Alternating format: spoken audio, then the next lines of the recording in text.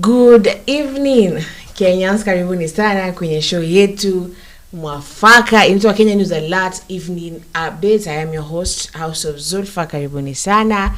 I do like you people and I appreciate that when you join. So let the other person introduce themselves and then we get down to it. Good afternoon, guys. How are you doing? I think you are good. This is Tilda kama kawaida in the house. In the house of Zulfa, Tilda in the house of Zulfa. So mkiona Tilda in the house, you have to know is Tilda in the house of Zulfa. Okay. I welcome you guys to the Nice. Nice. Tilda in the house of Zulfa. Where we welcome you so much to Kenya News Alert TV. We love you guys. We really appreciate having you here on Kenya News Alert TV. We are here because of you, and you are there because of us, waiting to listen and hear from us. What we are bringing you right now is updates of the politics. Yani tuko hapa, tunataka kuambia ama kuwapa maneno ambayo yanaendelea hapa Kenya, hapa nchini kwetu Kenya. At least guys, comment, like, share and subscribe to the channel, and what you just feel to say, you have to call, text, live chat. Tunawapenda, hatuwezi kujamia, hatuwezi kuongelesha vibaya. Okay guys, we welcome you so much. This is time for you to join Kenya News Alert TV. Asanteni sana na mzidi kuwa nasi kila siku.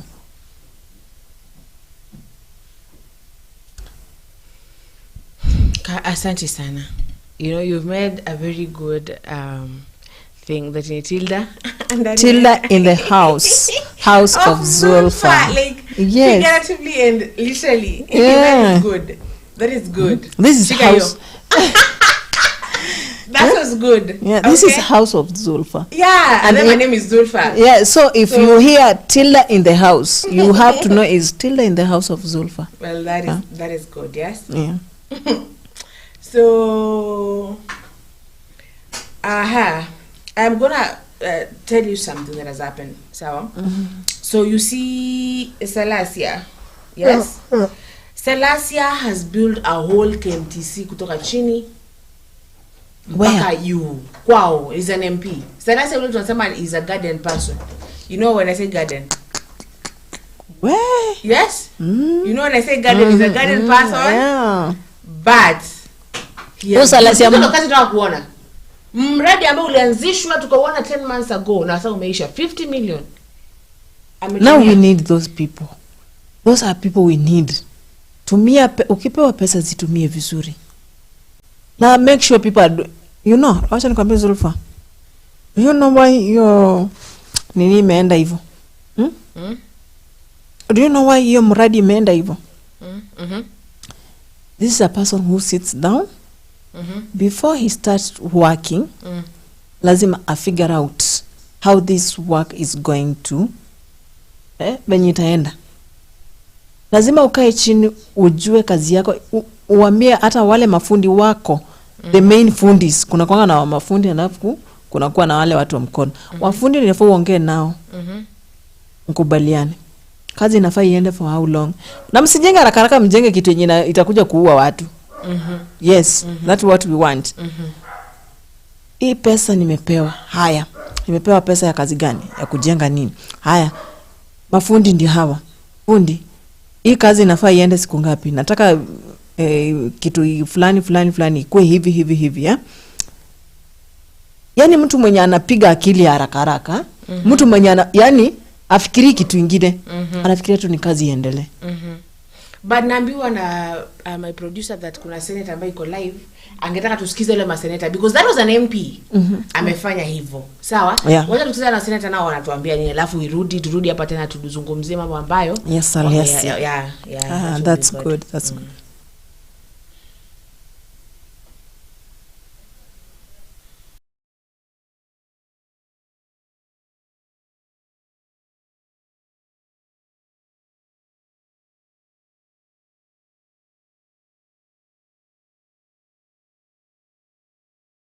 So as we do that, let Hilda speak.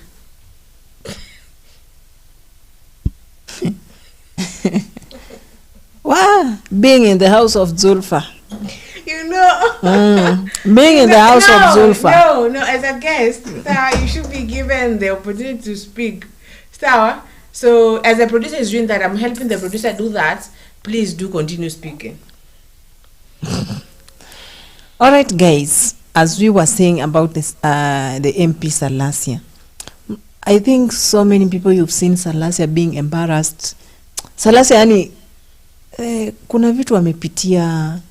Alafu ukisikia amefanya kitu kama hii, ana ameshinda. Hiyo ni unajua ni ameshinda watu wengi sana. A lot of MPs, a lot of leaders.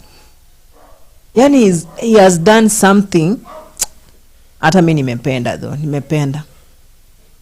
Tunataka watu at least mtu mwenye mtu ambaye anajua anafanya nini. Hata kama utaprr huko nje lakini kazi inafanyika. Unajua I think yeye ni mjanja. Unajua ukiwa mjanja hapa kwa akili.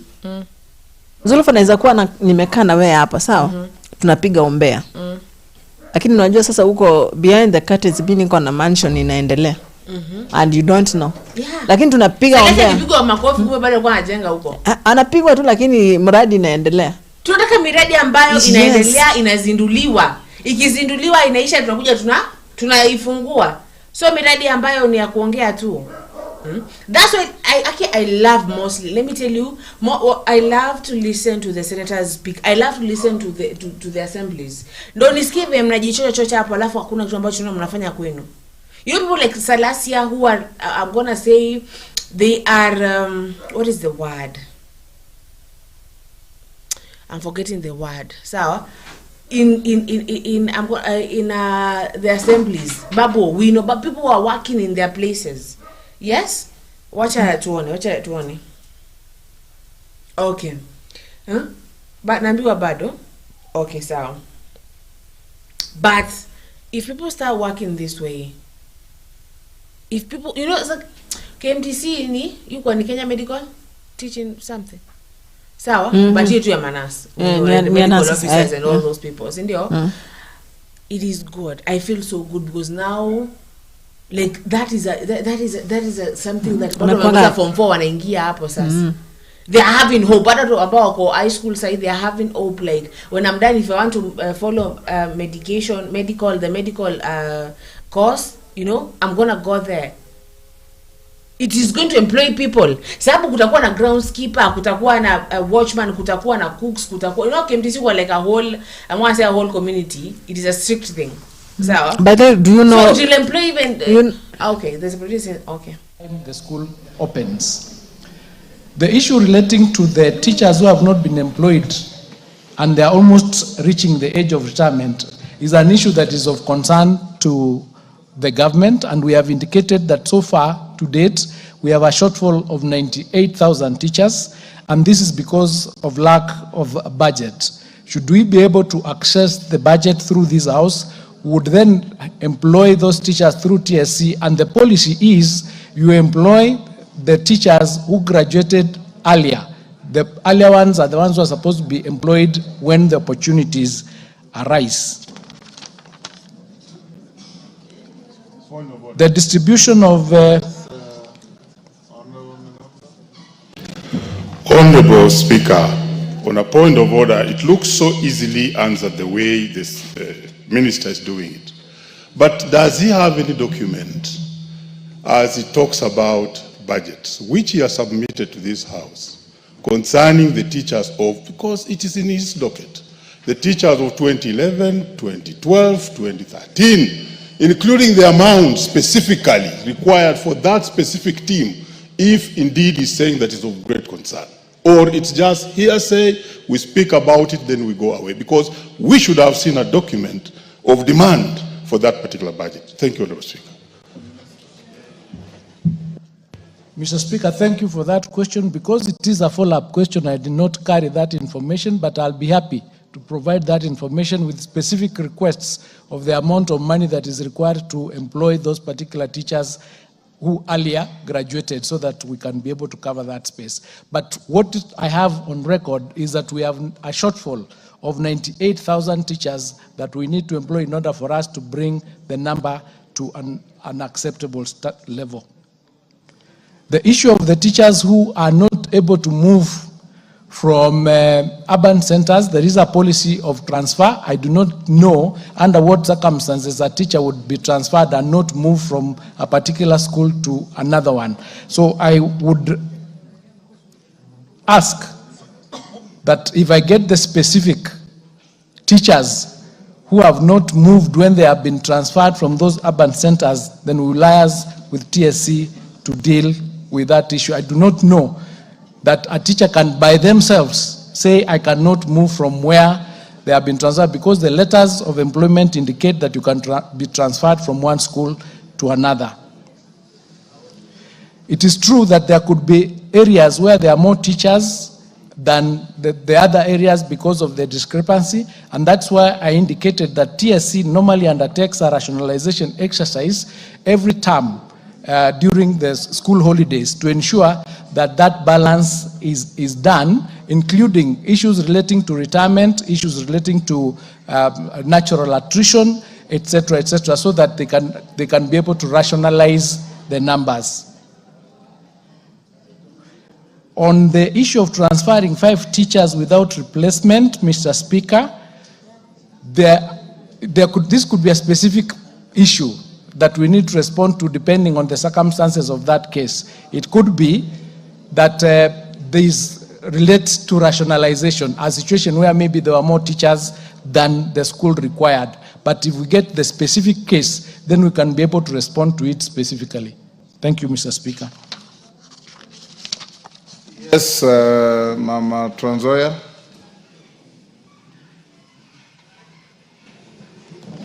Thank you, Mr. Speaker. I am dissatisfied by the answer of the CS to Honorable Omboko, because if it is true that during recruitment they do consider the year of registration, then I don't think we could be having teachers who are about to retire without having been employed. So I don't know what measures you are going to put across our CS, because honestly speaking, our teachers are almost retiring and we have even changed the system, and I don't think now in the next few years they will be able to be employed. We would wish you to give us an answer that all the teachers that are about to retire be considered with immediate effect, so that they can even benefit for the few years that are remaining. Thank you. Yes, Mawade.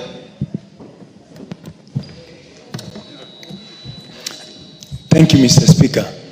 Mr. Speaker, I would want to ask the CS. The CS for Education just said that the teachers are hired depending on the earliest who graduated. I have an Esther Nekesa Wanjala who graduated in a resident of Kware in Embaka South constituency, who graduated in 2013. And there are people who graduated in 2020, 2022 who have been hired, and yet Esther is still sitting out there without employment. So there is need for the CS to follow the order of the earliest, as indicated my colleague, the earliest graduates be given the first opportunity, because now people are getting in the teachers are getting in their ages of, in their early 40s, mid 40s, and yet they are still tamarking out there. And then when they go through seek for employment, when they apply, this lady, Esther, has applied to be employed 24 times. There was 2 years that she tried, there's a year that she tried twice. You made your point, Parayo. Thank you.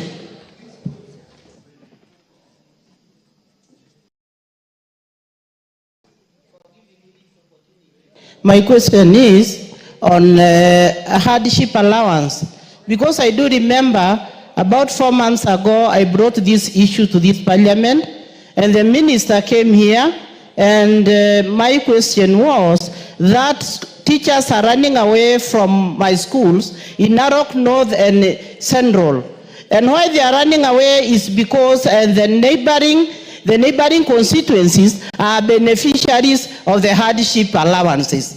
And this money makes these teachers go to other schools.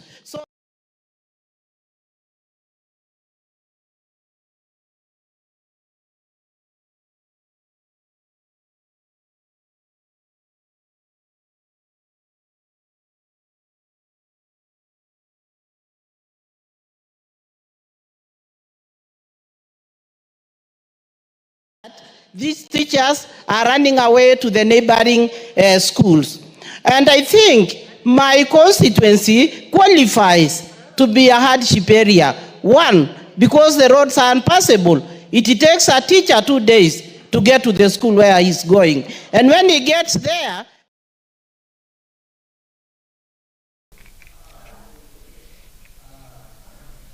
Okay. So I want us to go step by step. Sawa, we listen to one and then we continue, yes? I have a friend of mine whose mother is about to retire. Sawa?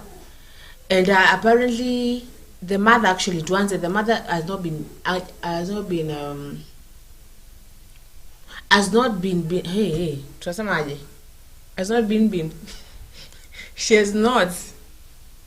she has not what? Hajakuaga akilipwa. She has not been paid. Hapo nimeongea Tagalog kidogo. Now the thing is she has not being paid. She wasn't being paid. Hajakuaga akilipwa. Sawa, so that's the thing. Hajakuaga akilipagwa vizuri. Amekuwa akikatwa mshahara payslip na si ile ya kawaida inakatwa eti watu wa serikali, like she's a public servant, yeah. And public teachers, ama government teachers, government teachers. Yeah, government teachers. She is a government teacher, yeah. And she's not your word. She wasn't. Hey, always my English, not English. So, so she akwaga akilipagwa vizuri for the longest time. So, yes, thank you for that. Thank you. So now she's about to retire, sawa? And I don't know how much are teachers paid when they retire actually. Mita moja? Mita mbili? Mita ngapi? How many millions? I don't know. Like a million or two. But I said that Sizi jua cause. Sizi jua cause. My uncle, my whoever waja retire. Sizi jua anapewanga pesa ngapi. Sija nini bado. But maybe somebody should, if you know, you can comment and tell us wanalipwanga ngapi wakiretire. Maybe I don't know. Maybe tutajua mtu akitukomentia hapa tuambie. Kama umeikuwa teacher and you are retired, or someone from your place is retired, and we wanna know how much are they, lakini si ati tunawakujia tuwapige ngeta. We just wanna know at least. Tutakuwa na ma-updates hapa nje. Sawa? Umaje Zulfa?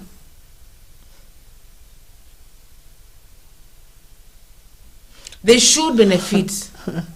They should benefit. Let us continue, Mr. Producer, with the next.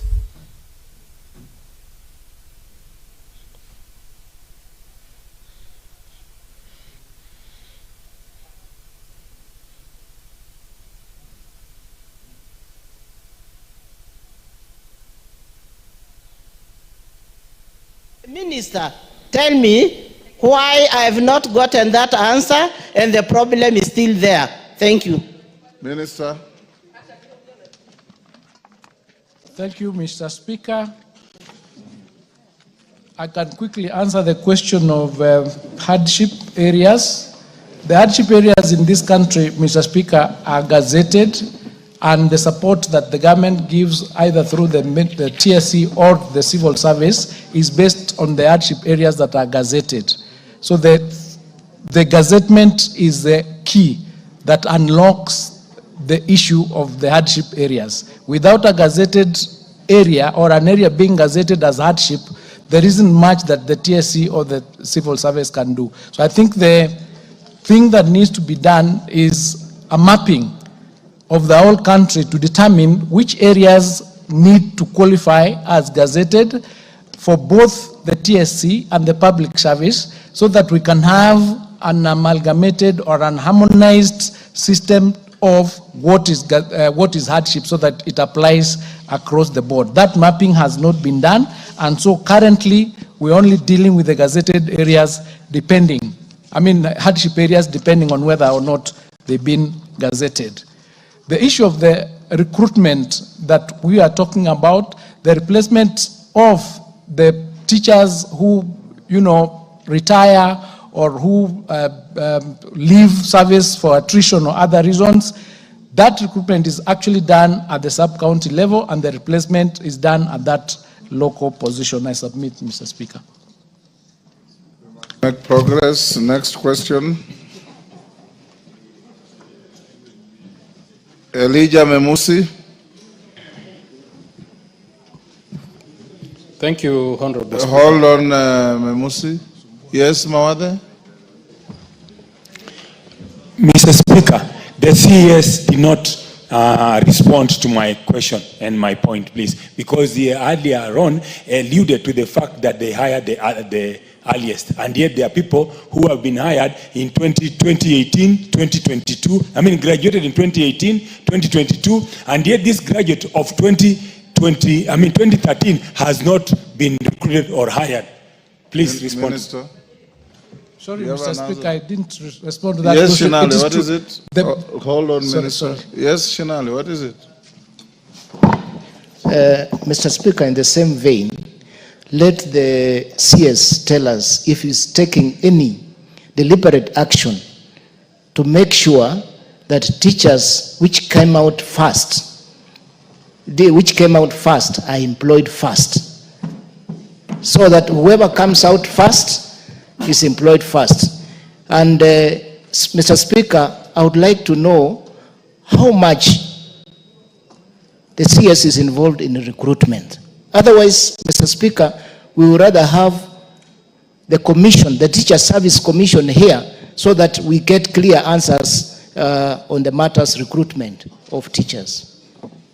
The Minister is a policy director to TSC and is competently here to answer questions. Minister. Thank you, Mr. Speaker. Of course, the recruitment is undertaken by TSC, which is an independent commission, and the policy for recruitment is that you recruit the people who graduated first, not the ones who graduated later. Sometimes that doesn't happen because either the counties under which they are being employed, the numbers or the graduation years are different. So what I think we are going to do, and we are trying to resolve that issue, is because we are undertaking an amendment of the current act under the reforms that we are undertaking from the 2023 Presidential Working Party. It is, I think, we need to move it from policy to law so that it can be followed to the letter. So my answer, in terms of being the policy holder of that particular ministry, is to ensure that it is anchored in law so that it can be complied with. It is true that there could be circumstances where the teachers who graduated early are left out for those who did not graduate earlier. But we as a ministry do not have powers to punish, to punish TSC because it's an independent commission. So we need to anchor this in law to ensure that that particular law or that particular policy is followed to the letter.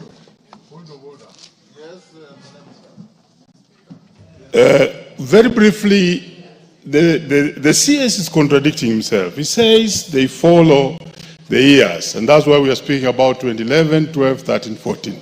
But then he somersaults along the way and says there's another policy he's using based on certain regions. So there's a case where now we are not following. Could he speak then more? Because possibly that's what we are looking for. Thank you, Honorable Speaker.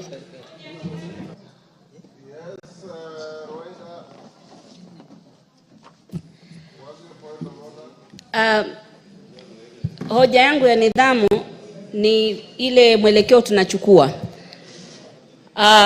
Vile wanasema waangaliwe kulingana na mwaka aliyomaliza. Nataka kutoa mfano kwangu, na hii mkiendelea hivi nahofia waziri asiende na huo mtindo akatumaliza sisi jamii zingine. Kwa mfano mtu amemaliza mwaka jana na mwalimu pengine amemaliza mwaka juzi tuseme. Kwa jamii moja pengine wameamua wote wawe walimu. Na pengine wetu wa Bajuni wa Lamu ni kidogo walichukuliwa mwaka jana. Mwaka huu wametoka wengine, museme hao wasichukuliwe, wachukuliwe wale ambao walimaliza mbele. Hiyo itakuwa ni kutumaliza. Usawa ni ioneshwe kulingana na percentage hawa wamechukuliwa jamii hii vipi, tusiache wengine nyuma. Hii mwelekeo mnaenda kila mtu kujitetea kivyake, mtamaliza wengine. Tuangalieni Ukenya kwa jumla. Right, you are saying what he has just said. He already said that. Yes, Madenge.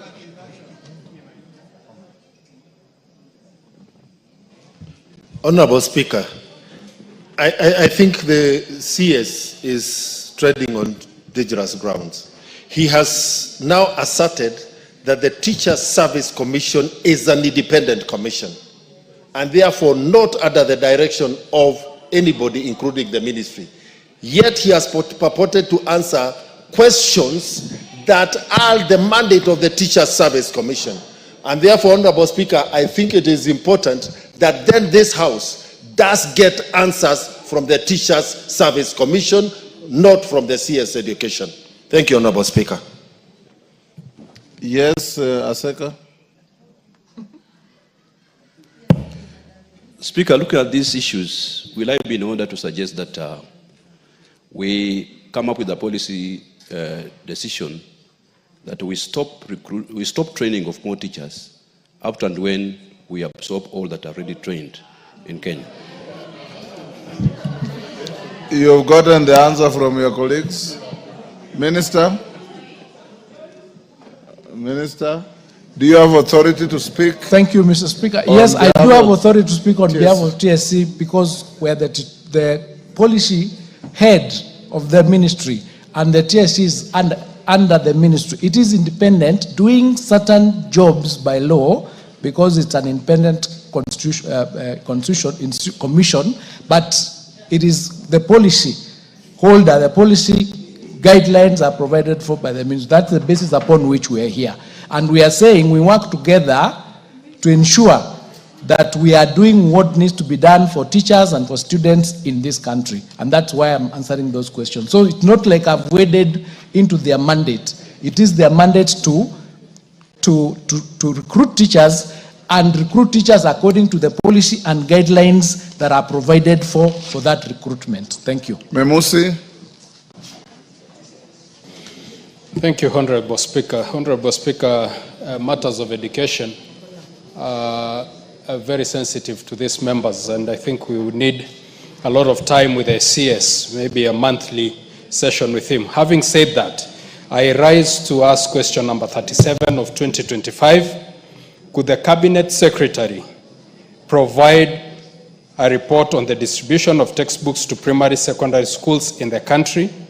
2, provide a per county list of staffing levels of teachers in both primary and secondary schools and identify the schools with significant shortages, including measures taken to ensure that teachers are recruited to fill the gaps.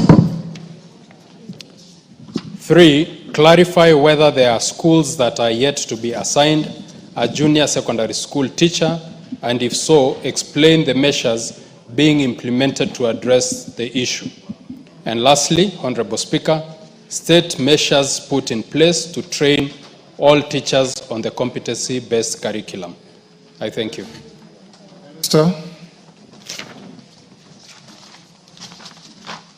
Thank you, Mr. Speaker. To question subsection 1, the ministry through the Kenya Institute of Curriculum Development distributes books to learners across the country at the ratio of 1 core textbook per learner per subject. There is a table that we've provided that indicates the distribution of textbooks since financial year 2017-2018. In the year 2017-2018, there were 32,579,977 books ordered. For the year 2018-2019, 68,446,084 books were ordered. The year 2019 to 2020, 24,456,786 books were ordered. The year 2020 to 2021, 33,253,705 books were ordered. The year 2021 to 2022, 23,539 books were ordered. 23,539,613. 2022 to 2023, 31 million books, 233 and 35 books were ordered. 2023-2024, 26,933,992 books were ordered. 2024 to 2025, there were 9,926,618 books that were ordered. Mr. Speaker, grade 10 textbooks are under evaluation and review are undergoing in April and May 2025. This will ensure that publishers have ample time to print and distribute books to public schools by the start of third term in 2025. Part 2 of that question, Mr. Speaker, pursuant to Article 237, Article 2 of the Constitution, the Teacher Service Commission strives to optimally staff schools to ensure that learners' right to quality education is achieved as shown in Appendix number 2. That's a document that we have attached that shows the staffing for both primary and secondary schools. However, due to budgetary constraints, there are teacher shortages in both primary and secondary level. For instance, Mandera, Turkana, Wajir, West Pokot, and Garissa counties have the highest teacher shortages at the primary school level, while Kakamega, Bungoma, Homa Bay, Trans Nzoia, Bomet, and Siaya counties have the highest teacher shortages at the secondary school level. To address teacher shortages, the Teacher Service Commission has implemented the following measures to ensure that that gap is covered. There is the annual teacher recruitment plan, where under the Commission strategic plan, there is an obligation to recruit 22,374 additional teachers annually to progressively address teacher shortages. Accordingly, the Commission submits annual budgetary requests to the National Treasury to support teacher recruitment.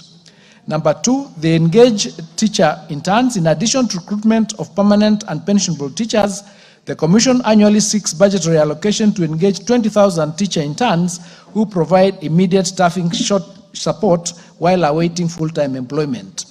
Number 3, to optimize the utilization of available teachers, the Commission continuously monitors and implements staff balancing measures by transferring teachers from well-staffed schools to those with high teacher shortages. And number 4, the Commission has initiated innovative teaching methods, that is live streaming lessons to supplement face-to-face teaching in schools with significant teacher shortages, particularly in remote areas. Part 3 of that question, Mr. Speaker, noting the right of every learner to quality education, the government has put in place measures such as positing of recruited teachers to junior school and deployment of qualified primary school teachers to junior school to ensure that all junior schools are assigned teachers. Steps are taken to ensure that where new schools are established, teachers are promptly deployed.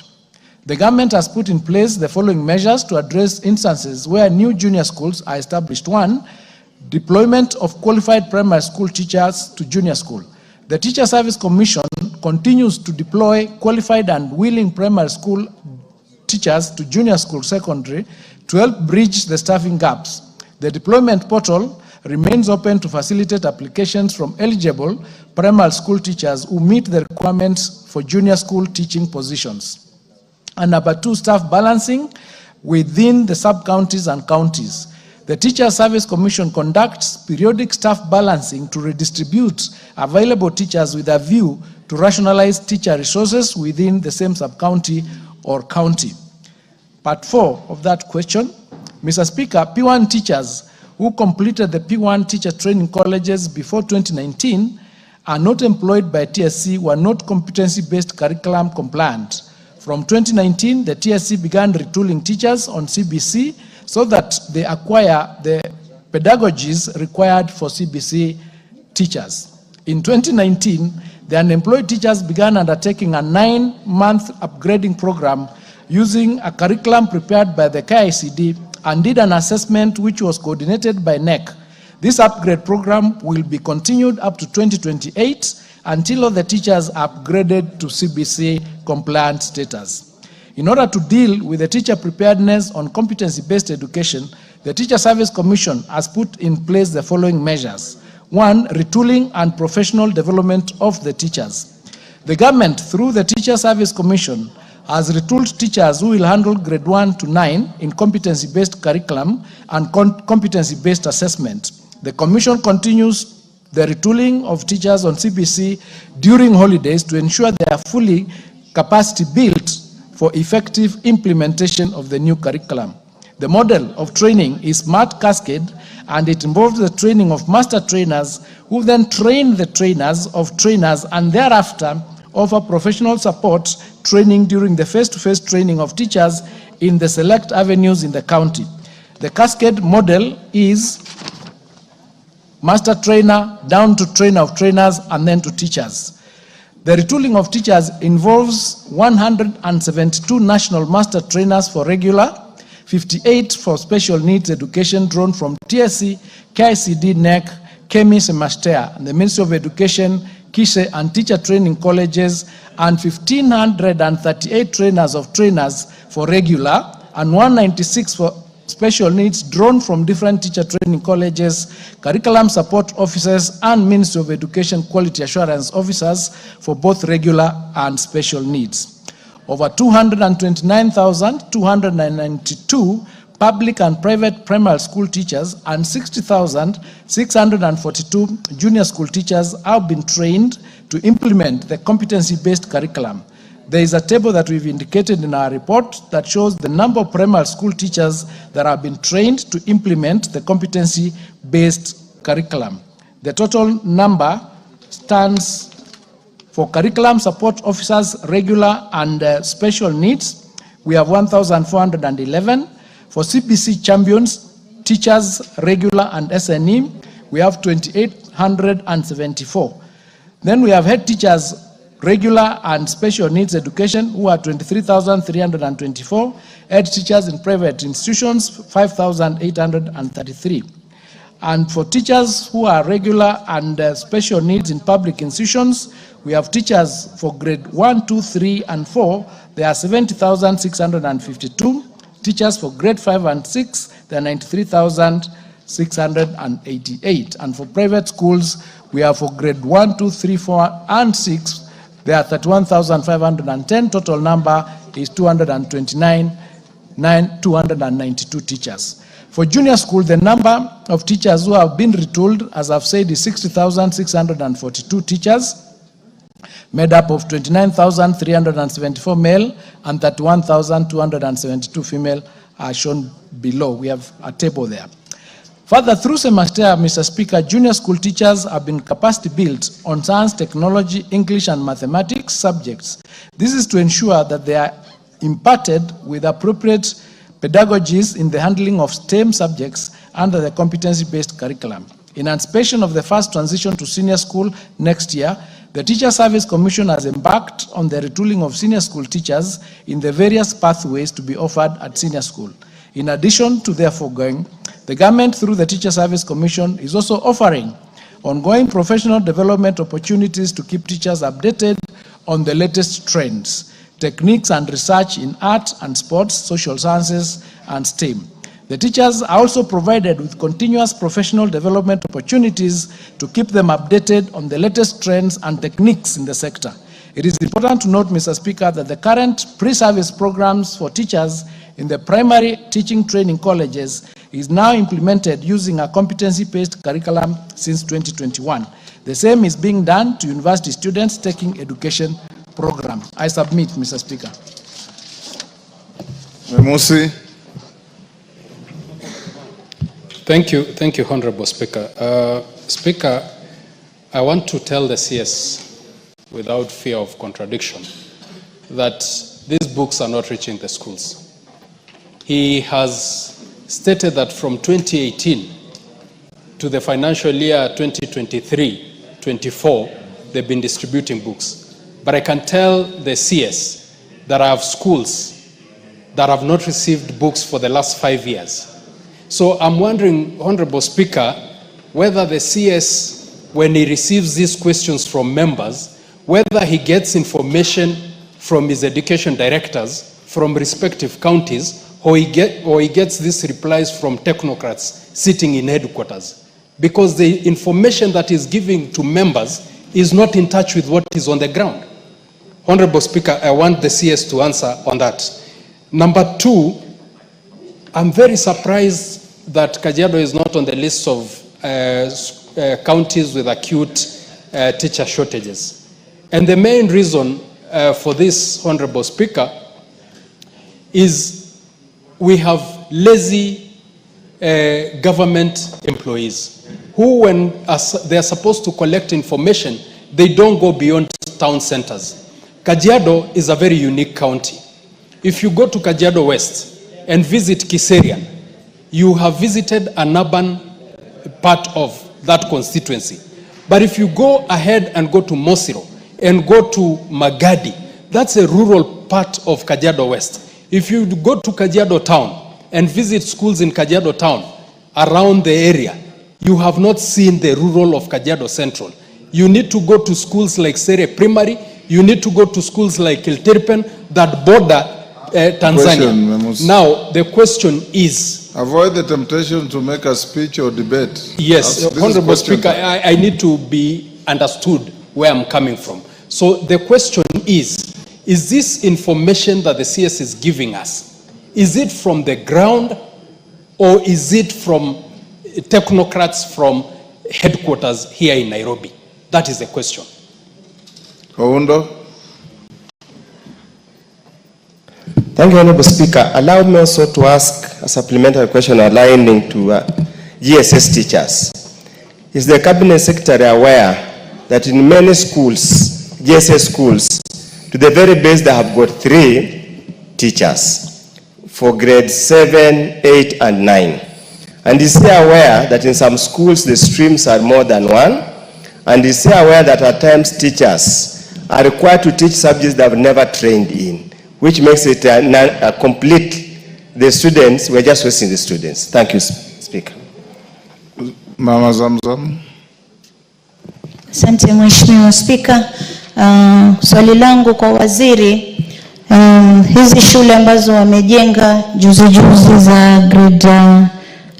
za grade 9 JCC bado hawajapata mahabara ama laboratories, na sio hizo peke yake, hata kuna sekondari ambazo pia walikuwa hawana kabisa laboratories. Wengine wanakuja kuomba katika ofisi yangu ni wajengee, na pia wale ambao wanazo hawana pia vile vifaa ndani ya labs.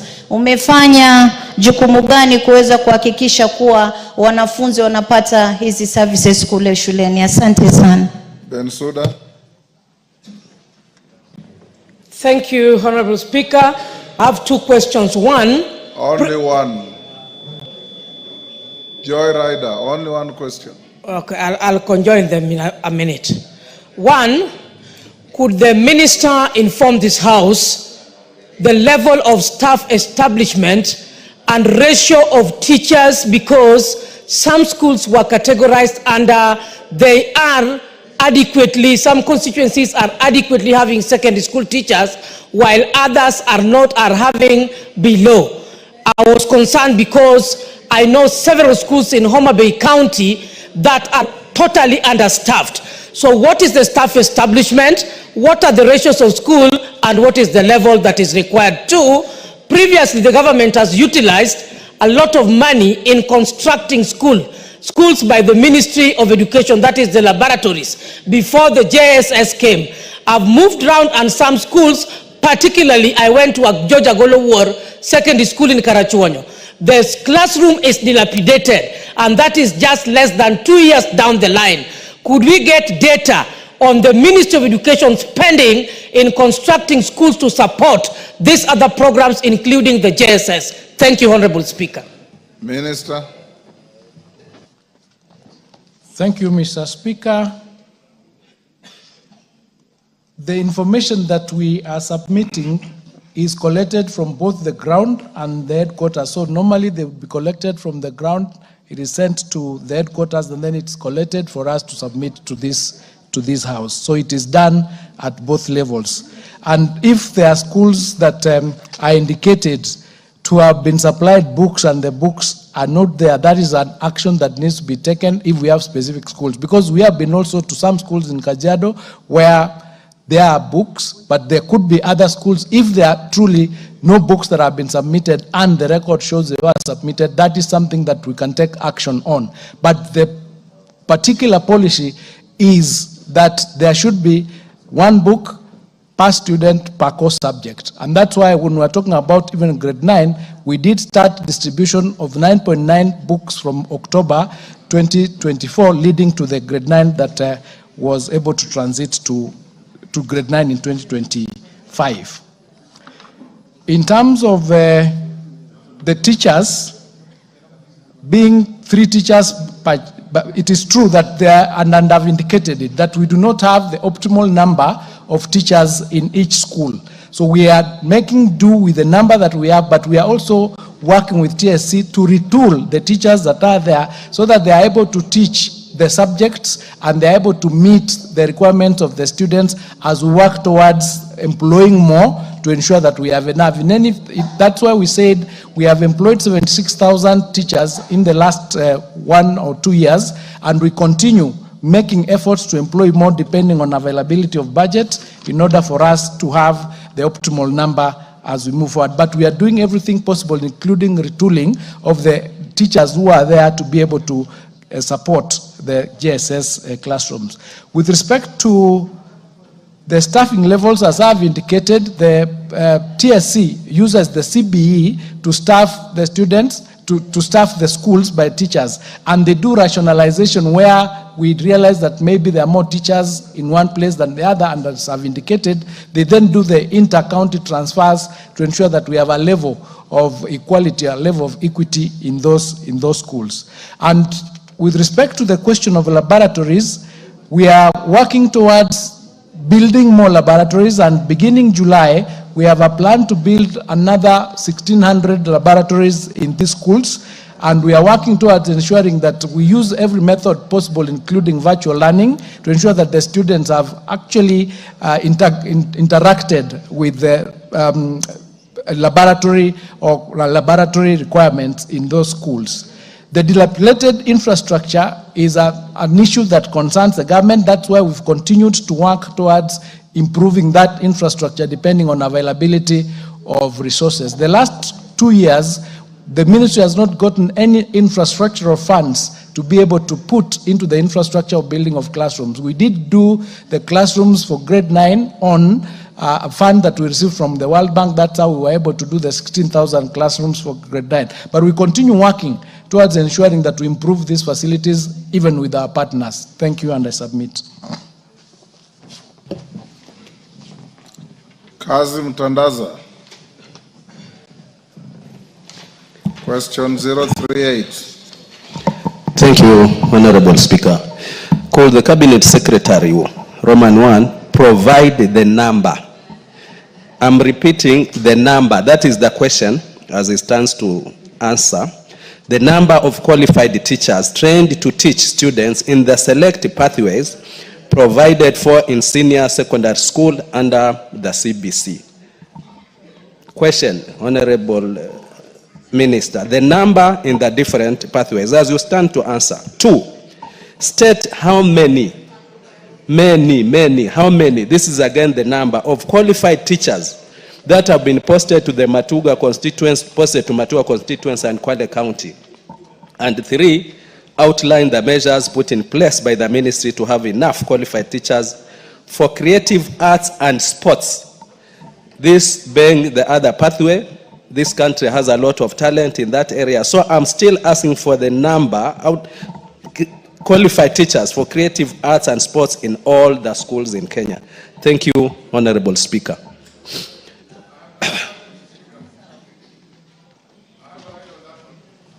Let the minister answer the question before we have joyriders.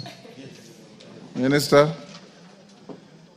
Thank you, Mr. Speaker. To prepare for senior school, the government has begun retooling a total of 131,246 senior school teachers to transition the students to senior school.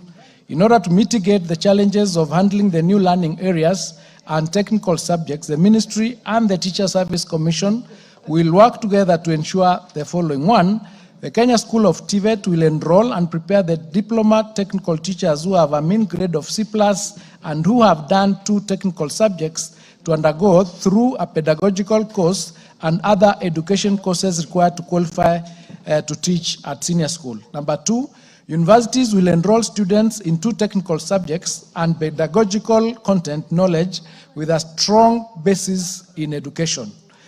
The diploma technical teachers with KCSE mean grade C+ and 2 teaching subjects in which they have scored a mean grade of C+ and trained adequately in pedagogical knowledge will be absorbed by the Commission to enable them to teach effectively at senior school.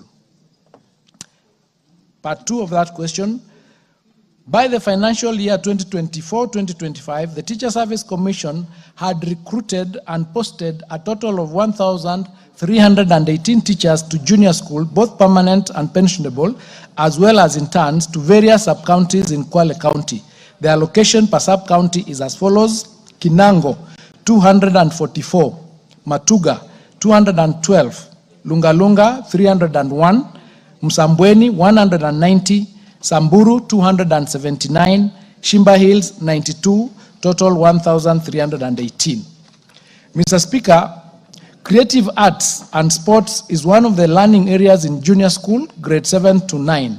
In creative arts and sports, students explore various creative expressions and physical activities, including composing, rhythm and melody, athletics, handball, football, storytelling, and Kenya folk songs. The Teacher Service Commission is providing qualified teachers for creative arts and sports for junior school by recruiting and deploying the available music, fine arts, and physical education teachers. The ministry, through the Diploma Secondary Education Teacher Training Colleges, that is Kagumo, Lugari, and Kibabi, is training teachers specifically on the performing arts and visual arts learning areas. These teachers will complete their training in July 2025 and will be vital for bridging any shortages of the creative and art teachers in the country. I submit, Mr. Speaker. Shimba. Sorry, Shimba, hold on. Changamwe, take your seat. Let's give the owner of the question the first bite. Thank you, Honorable Speaker. I don't know whether the CS read my question and whether he is answering the question. Question 038 of 2025. Honorable Speaker, my question, Roman 1, was the number of qualified teachers trained to teach students in select pathways and the answer does not give the number. That was the question. The gist of this question was the number trained in the different pathways. He has gone to elaborate, give us theories, and which is not related to the question. So in case he can't get the numbers now, is it possible for this question to be deferred so that he can come with a correct answer to my question? Roman 2 was how many qualified teachers? He has given a number of 212, which I don't dispute, but to answer that question, I expected him to say out of the 212, this number are for arts, this number are for STEM, and this number is for performing arts and sports, because that was the gist of the CBC, to get to those 3 pathways. There is no answer to that question, Honorable Speaker. He goes on to state that TVET will enroll. And we know by next year, this senior secondary school will be, the students will be in grade up to 9, grade 10. But up to this juncture, he's talking of TVET will enroll. He's talking of diploma teachers with C+ will be absorbed. So, numbers, Honorable Speaker, and I think this question will only be answered if the CS will come up with the numbers. Even on the last item, paragraph 47 of his answer, when he talks of Kagumo, Lugari, specifically on the performing arts and visual arts, which was the gist of my question, he still says they will, without even giving numbers. Vis-a-vis the demand of this, the schools in senior secondary school, and what my question was asking. Honorable Speaker, if we cannot get the numbers, I will request that this question is deferred to answer the specific questions that I had asked. Thank you, Honorable Speaker.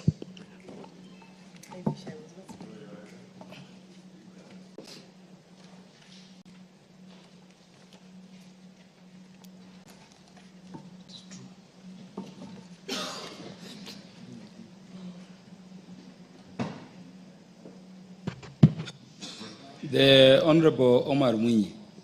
Yes, Mr. Speaker, sir. Ask Thank you. your question. Thank you, Mr. Speaker, sir.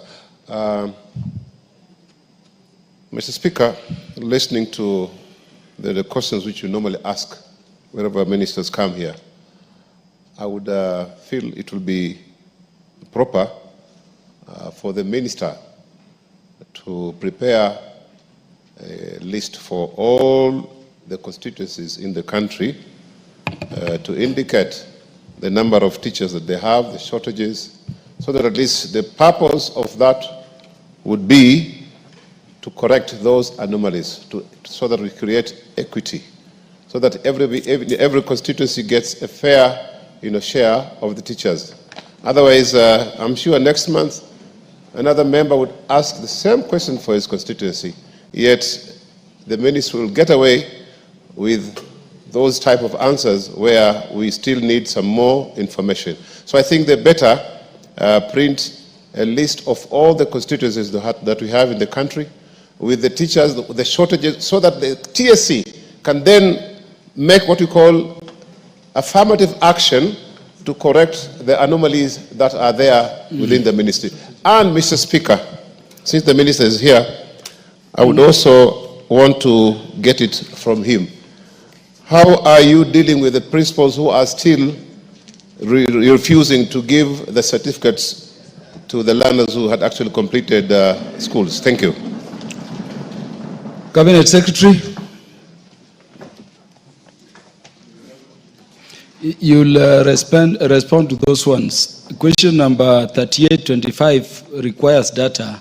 Yes. Cabinet Secretary, if you don't have the data, Thank you. The provision of the data can, upon request, be delivered to a date we may specify. Kindly respond. Mr. Speaker, thank you for that guidance. It is true that I have not sort of stipulated the number of teachers in each pathway. I've given a general number, that's 131,246. And I've also given the 1,318 without stipulating which pathways, which teachers are in which pathways. I beg to be allowed to go and redo that response so that I can stipulate each particular pathway with the correct number of teachers, both nationally and in the constituency and the Matuga constituency and Kwale County, so that we can have that stipulated and it outlined. And with respect to the question of dealing with these globally, so that we can do all the constituencies and actually get the data indicating the number of teachers, what they are teaching, what they are qualified for, and the shortages, so that each constituency then can pick, we can have a global view. I seek for more time to be able to submit that data so that we can then interrogate each particular constituency as and when we are able to do that. So if I'm allowed, we'll work with the TSC to provide that data so that it is completely clear. I submit. Yeah, honorable members, for the convenience of the House, that data, in case it will be taking long for the Cabinet Secretary to return to the plenary, can be delivered, if it is available in good time, to the relevant committee, the Departmental Committee on Education, which can then invite all members to actually scrutinize and ensure the information you need in terms of how teachers are allocated to your constituencies is represented. Thank you, Cabinet Secretary. Question number...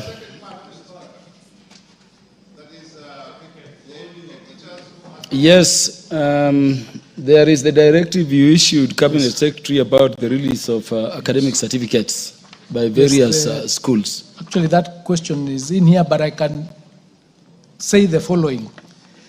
The directive that we gave to the principals is based under Article 53 of the Constitution and the Kenya National Examinations Act 2012, Section 10, subsection, I think, 2. And it simply says nobody is allowed to hold any certificate belonging to a student. And no institution and no person. So we gave that directive and we issued a circular to follow that directive. A number of principals have complied. A number have not complied. We gave them 14 days, which is expiring next week. After that, our county directors of education and the sub-county directors of education will collect the data and will do two things. One, will take disciplinary action against those principals who have not complied through the TSC. Yes. But more seriously, we will undertake a legal process against those teachers. The reason is this: all the certificates that they are holding bear the name of the students. They do not bear the name of the parents. No school has an agreement, a contractual obligation with the student to pay school fees. They have a contractual obligation with the parents. So you are holding a certificate belonging to somebody else to secure debt of somebody else. So we'll take some legal action, which we are still working on, to ensure that those who've been holding these certificates for whatever reason, and they told me that these directives have been given even from the Moi era, but this time they'll pay personally once we do the quantification of the loss that the students have undergone. Because when you hold the certificate of the students, for example, currently they are supposed to be applying to COOPS to get to university. When you are holding it, they will not be able to get to university. So you're actually killing their life. And you have no control, you have no contract. Number two, there is no, it is the government that pays for examinations. So nobody has, you have not paid for the examination that leads to the certificate being issued. So with this time, we will take action, and we'll take serious action against those principals. And we've agreed with the Teacher Service Commission that they'll take serious disciplinary action, and we as a ministry will take legal action on behalf of the students. That's what we are going to do.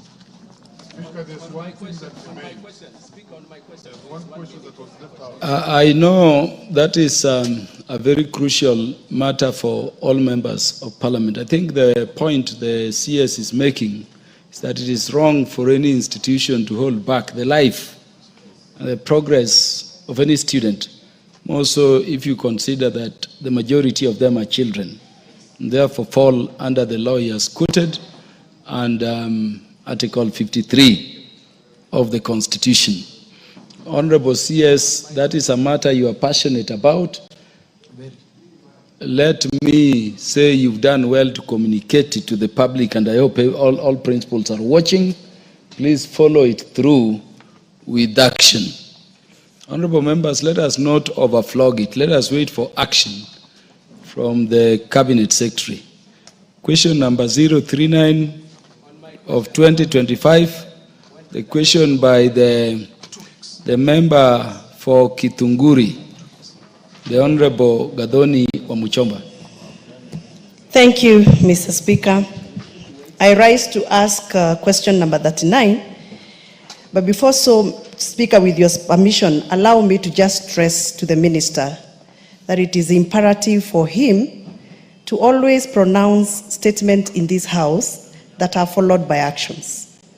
I refer to his session in November last year when we inquired about the preparedness of the JSS grade 9 classrooms. And he came here and assured us that the classes are going to be ready in January. From where I sit in Githunguri constituency, we still have quite many schools that still don't have those classes. So he gave me some level of comfort in November. The Honorable Wamuchomba. And therefore, I would want, yes, Speaker. Kindly ask the question on the order paper. Thank you, sir. Then the matter you are raising can be raised in the context of other relevant questions. I oblige. Thank you. Could the Cabinet Secretary provide the total amount of capitation funds disbursed by the Ministry of Education per school in the financial year 2024-2025 in Githunguri constituency, and the number of students per school who have benefited from the funds? Part 2, state the criteria used by the ministry to suspend students from NEMIS and safeguards in place to ensure that eligible students do not get suspended in the future. Part 3, outline the total number of students in public primary and secondary schools in the Githunguri constituency who have been suspended from NEMIS and, since the beginning of the year 2024 academic year.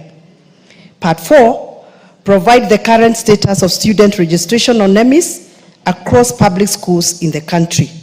And Part 5, outline measures put in place, if any, to ensure smooth NEMIS operations and sufficient disbursement of funds to prevent future disruptions in learning. Thank you, Mr. Speaker.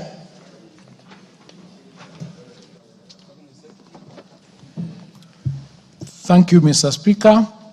Part 1 of the question. Thus far, the sum of 13,265,471,000 has been disbursed to schools in Githunguri constituency as capitation under the Free Primary Education Program. The total amount of capitation per primary school in Githunguri constituency for financial year 2024-2025 is stipulated in the table below. My apologies, it is 13,265,471, not billion.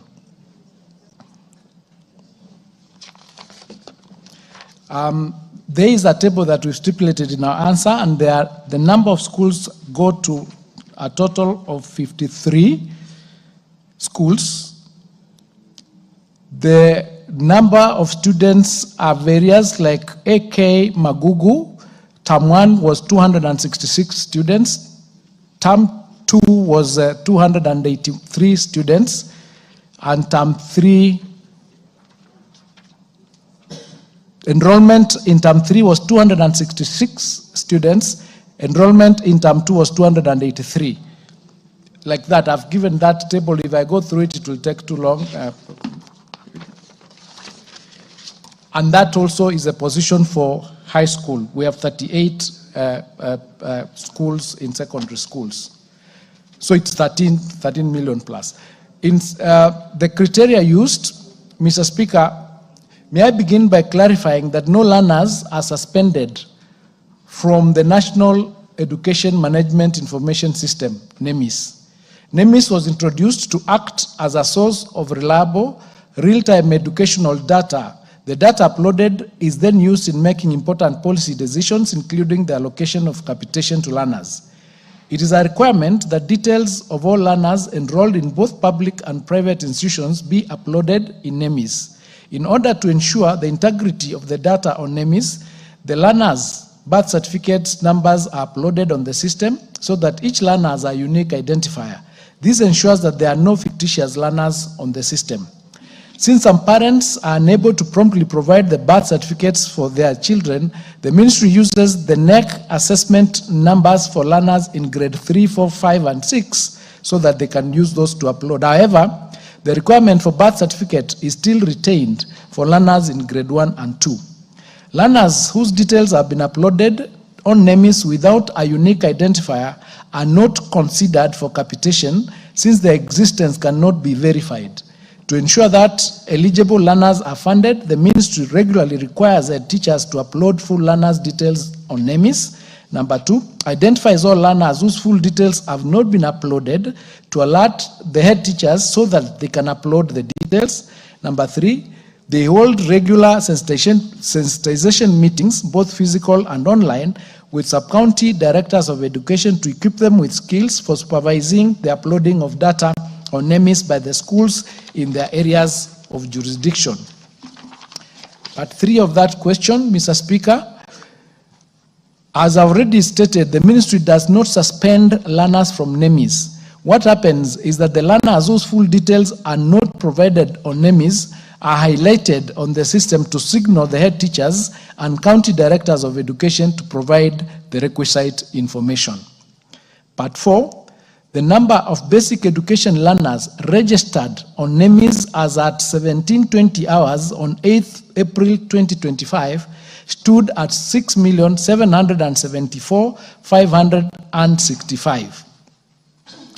Mr. Speaker, part 5 of that question, to ensure smooth NEMIS operations and seamless provision of capitation, the ministry takes the following measures. 1, regular digital skills training and capacity building initiatives to NEMIS users, including education managers, policymakers, field officers, heads of institutions, partners, and the community. Number 2, the regular and continuous updates and verification of students' bio details and accompanying school infrastructure needs. Number 3, enhancing systems integration between NEMIS and other systems in the education, including NEC and KICD Cloud, among others. And number 4, the provision of training to stakeholders on capitation requirements in NEMIS and early sensitization for data capture and updates. I submit, Mr. Speaker. The Honorable Omuchomba. Thank you, CS, for the for the response. However, I am not satisfied with your statement that no student has been suspended from NEMIS system from Githunguri constituency. This is backed by some facts that I can table on the floor of this House, that over 311 students as at 25th of March this year were not in the NEMIS system. The teachers complained that every time they try to return the student in the system, the students are highlighted and the system does not allow them back into the system.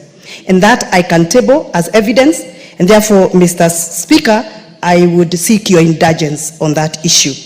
Number 2, Mr. Speaker, the CS has said that the total number of public students in Githunguri that are receiving NEMIS funds, he has said that he has a schedule. I would love that he shares with me that schedule through you, Mr. Speaker, with your guidance, so that I can be able to disseminate information accordingly. Thank you.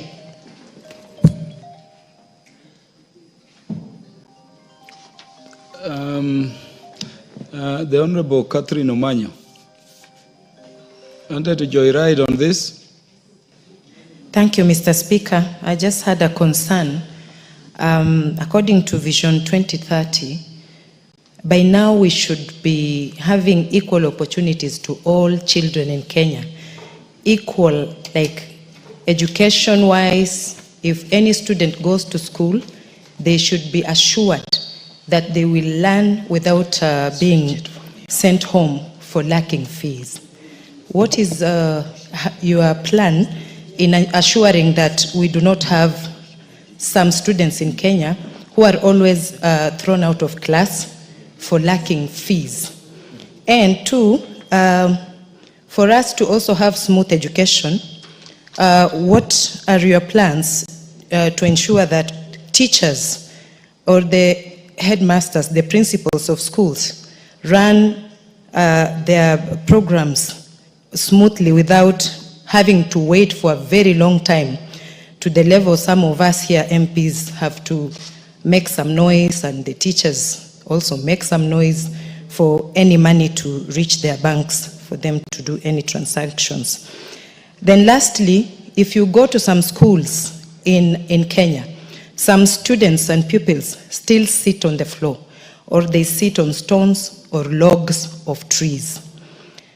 Where on earth, in this time and age, should we still be observing that? Actually, I visited one in my county, and I was shocked that students still go through that, and yet they sit same exams just like any other privileged students. So again, I'm back on the equality question. Thank you, Mr. Speaker.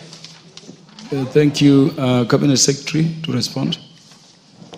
Thank you, Mr. Speaker. On the 311 students that have not been returned back for one reason or another, I would urge the honorable member to share with us that information so that we can find out, because if they have met the requirements of the birth certificates or the number, the assessment number, they should be able to be uploaded back so that they can become part and parcel of that. So we need to know what would be the reason or the challenge that they have, so that we can handle that issue.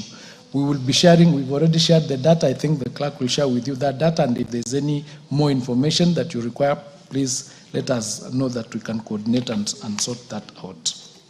On the question of equal opportunities, the head teachers are not allowed to send students home for lack of fees, because secondary and primary schools is funded by the government, unless it is the portion that relates to boarding that the parents pay. But otherwise, the guidelines from the ministry is that you do not send the students home, for example, for the delays in capitation, and that will answer the second part of that question.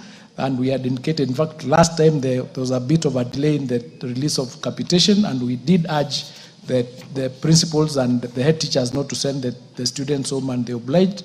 And we normally work very closely with the Ministry of Treasury to ensure that the capitation is released on time. Last September, it was released 2 days before opening, so we did not have that challenge. But in January, there was a bit of a challenge. We had to do it even in installments. For the second term that is coming, we are already engaging with the Treasury, including this morning we had a meeting with Treasury to try and negotiate with them to ensure that we receive the capitation before the schools open. So it is that balancing act that we have to do because of the scarcity of resources to ensure that the money is in school so that there is no hardship for the teachers. It's an understandable challenge, but it's a challenge that is across the board that we are working very, very hard to ensure that maybe going forward it can be resolved. On the issue of the infrastructure relating to the children not having enough either desks or classrooms, this is the normal challenge that the government is facing, and as I said earlier, we are working very closely, including with members of parliament through the CDF. And thank you very much, by the way, members, because some of the institutions I've visited, you've done a very good job in support of our institutions in coming up with classrooms, buying desks, and supporting the students in those areas. So it is something that we are facing as a country, but we work every day to see that that problem is resolved. Thank you. Yes, the next question is on the same subject matter. Why don't I allow... Why? You know, apparently some MPs fought. Wawili walipigana tena Waislamu mpaka mmoja akatolewa hijabu. These people are continuing to wawili wake ama waume wanawake.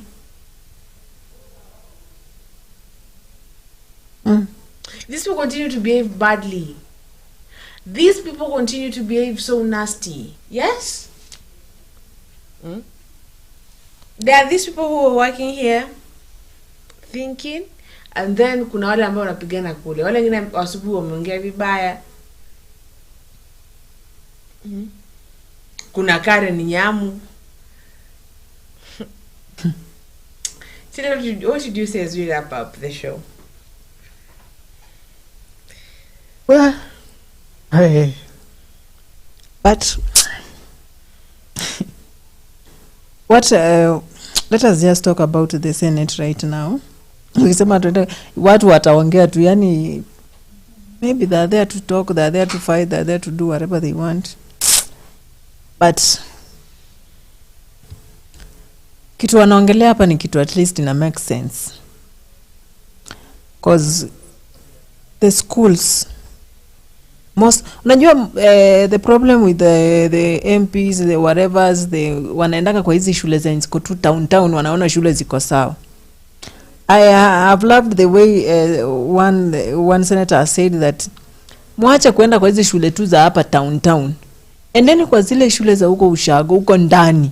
Ndio mjue watoto hawana shule. Ndio mjue watoto hawana shule subuhi imagine tunakalia timawe. Wewe nakalia chini ya miti. You have to go there. Wachani hizi shule za town zinajengwa tu na watu kibinafsi. Wanajenga, at least they make the schools look so nice, so good. But the other schools in the villages amuangali huko. Yaani nyinyi mko tu huko juu. Inafaa muenda mali, mnafaa msaidie ni kule kwa vijiji kule ndani, at least watoto wakuwe na good uniforms, good learning, good teachers, good classes, good desks or chairs, good books, at least wakuwe na wakuwe na staffs mzuri, good toilets. Everything should be just good for the kids, for the pupils to learn wakiwa comfortable. At least hata wanaweza catch kitu, imagine wanaweza shikanisha rada kwa class. Lakini sasa mara class ni vumbi, mara class sijui inakaaje, mara hakuna dawati, mara mnafinyana, mara hapana. I told you in my place, I think huwa tunanunua desk. Ukipeleka mtoto shule unabai desk yenye mtoto anaenda kukalia. But when you goes back to that school, ile dawati ulinunua si ati mtoto wako anakaa hapo peke yake. Watoto wanakaa 3, watoto wanakaa 4, 2. Dawati ukinunua ni yangu, pesa yangu. Mtoto wangu linafaa kaa hapo peke yake, hakuna kufinyana. But what we are trying to say is, don't just nyinyi mnatembea kwa hizi shule za hapa juu, za hapa town. Ingieni huko ndani ndio mtajua shule venye zinakaa. Ndio muone at least watoto wa wazazi wengine kama nyinyi wanakaaje. Unajua hawa, you know, as well for the MPs, the governors, the MCAs, the president, the deputy president, hawa wakubwa wanapeleka watoto wao kwa shule privates, the good schools, mali kuna good care. So they don't know about the other kids, the other pupils, the other students in the villages. They don't even care about them. They're just looking up to the rich ones. Mwende mwangalie wale maskini wenye hata, yani ukisimama kwa barabara asubuhi ukiona watoto wakienda shule huko ushago, you can even cry. Mtoto amevaa shati yenye sijui ilikuwa ya babu yake, imefika huko kwa miguu na kanyasa, ametaki anakaa tu funny. Hata wewe mwenyewe ukimwona you feel bad for those kids. Mtoto amejikunja, kuna baridi, mtoto hana kiatu. Nyinyi mnaangalia tu hizi town watu wamevaa viatu na socks, wako smart. Unaanza kusema shule ya wapi, very smart, very whatever, very clever. Sasa wale wako wanafikiria mara wajakula ugali asubuhi, wajakula ugali kitu asubuhi, wanafikiria klasi yao inakaa vibaya, wanafikiria yani mtoto anafikiria ajavaa vizuri, maisha anakaa tu maisha mengine fani. Alafu nasikia eti kuna MP alichapa watoto sababu Recruitment aleta uniform. Sasa nawachapa kwa nini? Anang'anya uniform. You know why I love Eric Omondi? Even I can vote, nikipewa ni vote kura like 10 times, 20 times. Nitapewa Eric Omondi because these are celebrity that thinks about kufanya vitu mzuri.